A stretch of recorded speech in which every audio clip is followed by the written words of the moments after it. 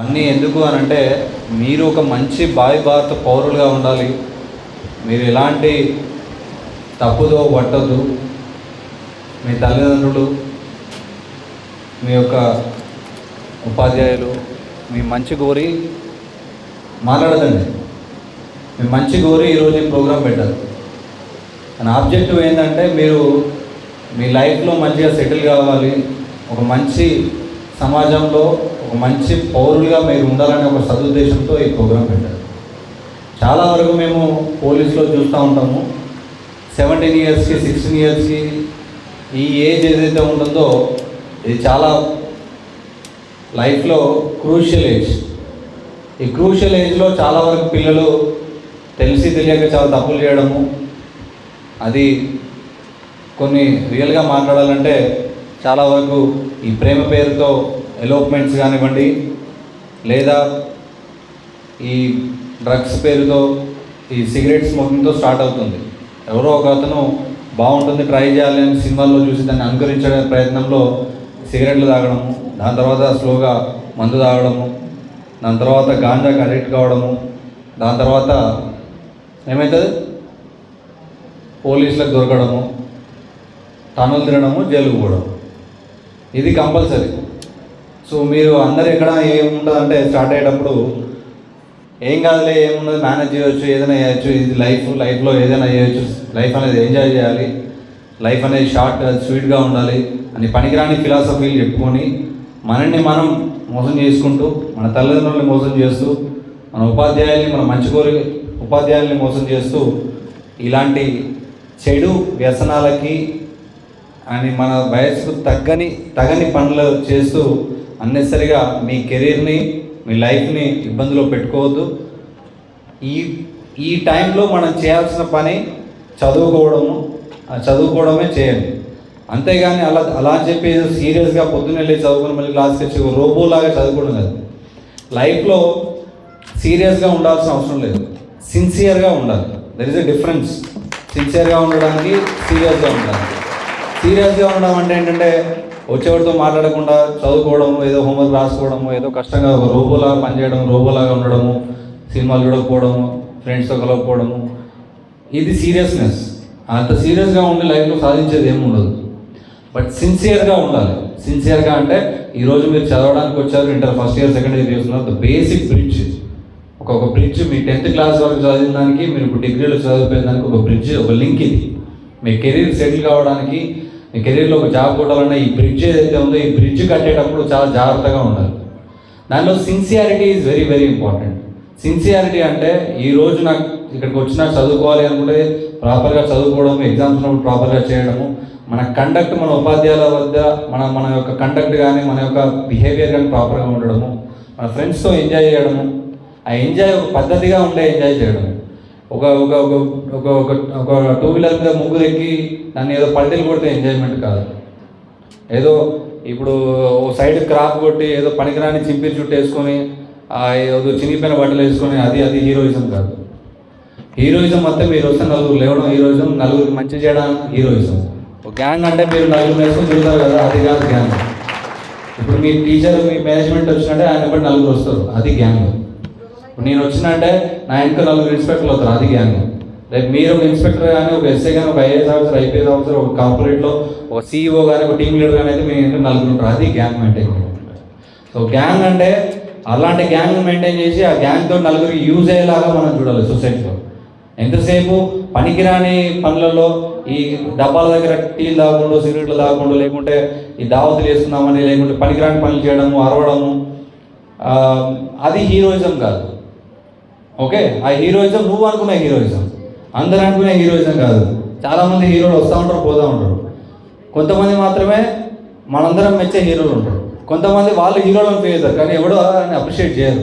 అవునా కదా? అంటే మనం చేసేది ఇది హీరోయిజం అనిపించుకోదు. ఎదుటి వ్యక్తి నేను హీరోలా ఫీల్ అవ్వాలి, నువ్వు హీరో అని నువ్వు ఫీల్ అవ్వడం కాదు.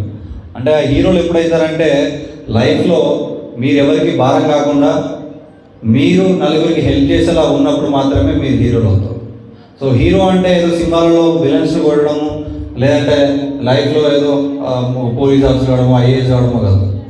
మీ లైఫ్లో ఏ ఫీల్డ్ చూస్ చేసుకున్నా, ఏది చూస్ చేసుకున్నా మీరు ఖచ్చితంగా దాన్ని అచీవ్ అయిన రోజు ఒక సాఫ్ట్వేర్ ఎంప్లాయీగా కావచ్చు, ఒక గవర్నమెంట్ జాబర్గా కావచ్చు, ఒక ఇండస్ట్రీ పెట్టచ్చు, ఒక CEO కావచ్చు, ఏది ఒక బిజినెస్ పెట్టచ్చు, ఏది పెట్టుకున్నా కూడా దాంట్లో మనకు సంతృప్తి ఉండి మన వల్ల నలుగురికి హెల్ప్ అవుతుంది అని అంటే దట్ ఈస్ యాక్చువల్ హీరో. అది రియల్ హీరోస్ అంటారు. అది ఓన్లీ ఈ సినిమాలలో చేసిన వాళ్ళు, లేకుంటే పోలీసులు, లేకుంటే ఆర్మీలో జాయిన్ ఇది ఒక్కటే హీరోయిజం కాదు. ఎవరైతే వాళ్ళ కాళ్ళ మీద వాళ్ళు నిలబడతారో, వాళ్ళ తల్లిదండ్రులు చూసుకుంటారో, వాళ్ళ ఫ్యామిలీని చూసుకుంటారో, నలుగురికి పని చేస్తారో వాళ్ళందరూ హీరోలే. ఇప్పుడు ఎట్లయితే నేను చాలాసార్లు చెప్తా ఉన్నాను, బార్డర్లో కాపలా కాసి మనల్ని సేఫ్గా ఉంచే సోల్జర్ ఎంతైతే దేశానికి పాటుపడుతున్నాడో, రేపు మీరు సాఫ్ట్వేర్ ఇంజనీర్ అయ్యి ఒక సైబర్ క్రైమ్ అటాక్ రష్యా నుండి కానీ ఇంకెక్కడ నుండి అన్న సైబర్ క్రైమ్ అటాక్స్ అయినా కూడా మన దేశానికి క్రిటికల్ ఇన్ఫ్రాస్ట్రక్చర్ నుండి కాపాడితే మీరు కూడా your nothing less than the nothing less than the soldier. So ఆ సోల్జర్కి మీకు ఇక్కడ ఒక మీరు ఒక సైంటిస్ట్ అయ్యి ఒక బుల్లెట్ ప్రూఫ్ జాకెట్ మీరు డిజైన్ చేశారనుకోండి, you are helping the people who are actually helping the country. So you are also one of the patriot, you are also one of the base fundamental person to help in India growth. Private companies ఒక పెద్ద company పెట్టారు, ఒక 1000 మందికి శాలరీలు ఇస్తారు, 1000 మందికి మీరు employment ఇస్తున్నారు. ఆ 1000 మంది ఎంప్లాయీస్లో ఒక 100 మంది ఆర్మీలో పనిచేసే వాళ్ళ పిల్లలు ఉన్నారనుకోండి, వాళ్ళందరికీ నువ్వు హెల్ప్ చేస్తున్నట్టే. సో దేశభక్తి కానీ, దేశానికి సేవ చేయడం కానీ ఓన్లీ ఆర్మీలో జాయిన్ అయితే, పోలీసులో జాయిన్ అయితే కాదు. ఏది చేసినా, ఏ పని చేసినా నలుగురికి ఉపయోగపడే పని చేసి, నలుగురికి హెల్ప్ అయ్యే పని చేస్తే అది ఖచ్చితంగా దేశభక్తి. And you are doing that. And అదంతా చేయాలి అని అంటే మనం ఎప్పుడైతే ఏ పాత్రలో ఉన్నప్పుడు ఆ పాత్రే చేయాలి. స్టూడెంట్ పాత్రలో ఉన్నప్పుడు మీ జీవితంలో ఒక స్టూడెంట్ అనే పాత్రలో మీరు ఉన్నారు. సో ఆ పాత్రలో the best role, the best performance అనేది వెళ్ళదు. Best performance as a student అంటే మంచి మార్కులు రావడం, మంచి పేరు తెచ్చుకోవడం, మంచిగా కండక్ట్ ఉండడం, this is the best performance. Next student life నుండి రేపు మీరు ఈ పాత్ర మంచిగా చేస్తే నెక్స్ట్ మీరు ఒక కెరీర్, ఒక జాబ్ అనేది వస్తుంది. ఆ జాబ్లోకి ఎంటర్ అయిన తర్వాత అక్కడ as a Jaber, as a employee, as a IAS officer, as IPS officer, as a software engineer, as a industrialist, అప్పుడు రోల్ బాగా చేస్తే సొసైటీ కూడా మిమ్మల్ని గుర్తిస్తారు. ఏ జీవితంలో ఏ టైంలో ఏం చేయాలో ఆ టైంలో అది చేయాలి. ఆ టైంలో అది చేస్తేనే నెక్స్ట్ ఫేజ్ అనేది బాగుంటుంది. ఇప్పుడు 18 ఏళ్ళు 17 ఏళ్ళు ఉంటారు, ఇప్పటి నుండి నెక్స్ట్ 22, 23 నెక్స్ట్ 5 సంవత్సరాలు కనుక మీరు కష్టపడి మీరు ఉన్న రోల్, స్టూడెంట్గా ఉన్నప్పుడు స్టూడెంట్ రోలు ప్రిపరేషన్ చేసేప్పుడు ఆస్పిరెంట్ రోల్ 100% కనుక మీరు దానికి న్యాయం చేస్తే రిమైనింగ్ 75 years కాల్ మీద కాలేసుకుని అంటారు కదా, you can do that and you can actually help the people, other people also, not only. ఈ 4-5 ఏళ్ళు ఏదో ఈ పనికిరాని సినిమాల ప్రభావం, ఈ పుష్ప సినిమా ప్రభావం, ఇది అది చూస్తే బాగానే ఉంటుంది. సినిమా చేసినోడికి 300 కోట్లు వస్తే చూసినోడికి 300 రూపాయలు పోతాయి. బేసిక్ కామన్ సెన్స్ అది. సో సినిమాల్లో చూపించినాయి, మొబైల్లో చూపించినాయి ఏది కూడా నిజాలు కాదు. ఓకే, ఇన్స్టాగ్రామ్లో ఓపెన్ చేస్తే 100 ఫిల్టర్లు ఉంటాయి, స్నాప్చాట్ ఓపెన్ చేస్తే 100 ఫిల్టర్లు ఉంటాయి. There is nothing real, it is all virtual things. ఈ వర్చువల్ థింగ్స్ నమ్మి వాటిలో మన లైఫ్ వేస్ట్ చేసుకోవడం లాంటివి చేయదు. రియాలిటీ రియల్గా ఏముంది, రియల్గా లైఫ్లో ఏం కావాలని ఒక గోల్ పెట్టుకోవాలి, ఆ గోల్కి తగ్గ హార్డ్ వర్క్ అనేది చేయాలి.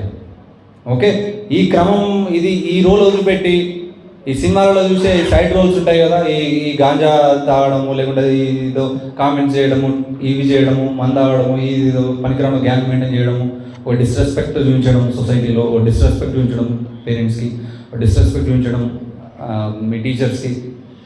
ఇది 3-4 years you feel that your hero, but పక్కవాడు అనుకుంటాడు బఫూన్ అని. And remaining 75 years you will be treated like buffoon in the society. So please take care. ఈ ఏదైతే నెక్స్ట్ 3-4 years ఉంటుందో, please give the best performance as a student, and the best performance will definitely give you the best role in the next coming up years. as a కెరీర్లో కూడా మీకు మంచిది life వస్తుంది, కెరీర్లో కూడా మంచిగా ఉంటుంది. సో చెప్పినప్పుడు ఏ పనైనా కానీ సిన్సియర్గా చేయాలి. సిన్సియర్గా ఫ్రెండ్స్తో ఉన్నప్పుడు జోకులు వేయండి, ఉండండి, బాగుండండి, ఆడుకోండి, సినిమాలకు వెళ్ళండి, చేయండి. బట్ చదివేటప్పుడు మళ్ళీ చదువుకోవాలి, యాక్టివిటీస్ ఉన్నప్పుడు మళ్ళీ యాక్టివిటీస్ చేయాలి. సో దాన్ని సిన్సియారిటీ అంటారు, టువర్డ్స్ మన గోల్ ఏంటి అని. అండ్ గోల్ అనేది ఖచ్చితంగా పెట్టుకోవాలి. ఎందుకు పెట్టుకోవాలి అంటే, ఇప్పుడు బయట ఇక్కడ ఒక బండి స్టార్ట్ చేసి నువ్వు వెళ్తే ఎటు వెళ్తావో తెలియదు. సంగారెడ్డి వెళ్దామని నువ్వు ఫిక్స్ అయితే సంగారెడ్డి సైడ్ పోతావు, హైదరాబాద్ సైడ్ వెళ్దామని హైదరాబాద్ సైడ్ పోతావు. ఎటు పోతావో నీ మైండ్లో ఏమీ లేదు. ఎటు పోతావు బయటకు వెళ్తే అటు వెళ్తావు కూర్చో, ఇటు వెళ్తావు కూర్చో, అటు వెళ్తావు కూర్చో, ఇటు వెళ్తావు. At the end of the day ఒక 2-3 నెలల తర్వాత ఎటు పోతున్నావు ఏమో అర్థం కాదు, నీకు అర్థం కాదు, నీ పక్కడికి అర్థం కాదు. But when you choose a goal that you should go to the go to Hyderabad, when you choose a goal that I want to go to Sangareddy, then you will find a path. నువ్వు ఇక్కడ మొత్తం కళ్ళ గంటలో వదిలేసినా ఎక్కడ వదిలేసినా you will find a path, you will find some person, you will ask for the route, you will ask for the transport. Bike మీద వెళ్తావా, కార్లో వెళ్తావా, ఏదో ఒకటి లిఫ్ట్ తీసుకోను, ఇంకేదో చేసుకుని కష్టపడడం నడిచో ఏదో ఒకటి చేసి you will reach the destination. Destination is very very very important. మీకు ఏం కావాలి లైఫ్లో అనేది ఈ టైంలో ఈ బ్రిడ్జ్ నేను చెప్పాను కదా 10th నుండి మీ కెరీర్ మధ్యలో ఈ వారధి కట్టడం ఇదంతా. ఈ వారధి కట్టేటప్పుడు ఎటు సైడ్ బ్రిడ్జ్ చేయాలో తెలియలేదు అనుకోండి, ఒకసారి ఇటు కడతావు, ఇది సగం వదిలిపోయిన తర్వాత ఇది కడతావు, అదే కానీ ఇటు కడతావు. At the end of the day the bridge won't complete and won't go anywhere. So ఎటు పోవాలి అన్న ఒక డెస్టినేషన్ ఫిక్స్ చేసుకుంటే ఒక డైరెక్షన్ వస్తుంది. సో డెస్టినేషన్ ఒక పోలీస్ ఆఫీసర్ కావాలని డెస్టినేషన్ పెట్టుకుంటే, పోలీస్ ఆఫీసర్ కావాలంటే ఏం చేయాలి, డిగ్రీలో మంచి మార్కులు రావాలి, యాప్టిట్యూడ్ రావాలి, ఇంగ్లీష్ రావాలి, న్యూస్ పేపర్ రావాలి, జనరల్ స్టడీస్ రావాలి. అది డైరెక్షన్. ఒక డెస్టినేషన్ ఎప్పుడైతే ఉంటుందో ఆ డెస్టినేషన్ ఉంటే మీకు డైరెక్షన్ అనేది వస్తుంది. డైరెక్షన్ ఎప్పుడైతే ఉంటుందో ఆ డైరెక్షన్ చూసుకున్న తర్వాత ఒక పట్టుదల అనేది ఒకటి ఉండాలి. అంటే కొడితే కుంభస్థలాన్ని కొట్టాలంటే కొడితే ఆ జాబ్ కొట్టాల్సిందే అన్న ఒక పర్సివరెన్స్ అనేది ఉండాలి. ఉంటే ఆటోమేటిక్గా you will go towards the direction and ultimately ఓ రోజు కాకుండా ఓ రోజు you will reach the destination. ఇలా కాకుండా రేపు కాకుండా వెళ్ళిన ఒక రోజు లేట్ అవుతుంది, కొందరు ఫాస్ట్గా వెళ్తారు, తొందరగా జాబ్లు వస్తాయి, కొందరు లేట్గా పోతారు, లేట్గా జాబ్లు వస్తాయి. But at the end of the day you will reach your destination and that destination will give a beautiful life.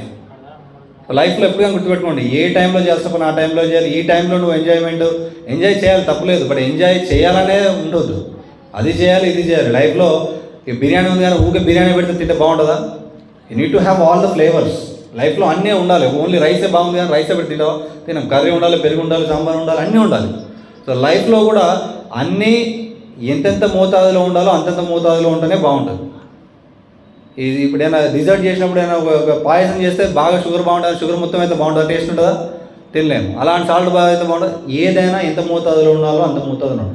లైఫ్లో కూడా at least especially in student life everything should be in there limits.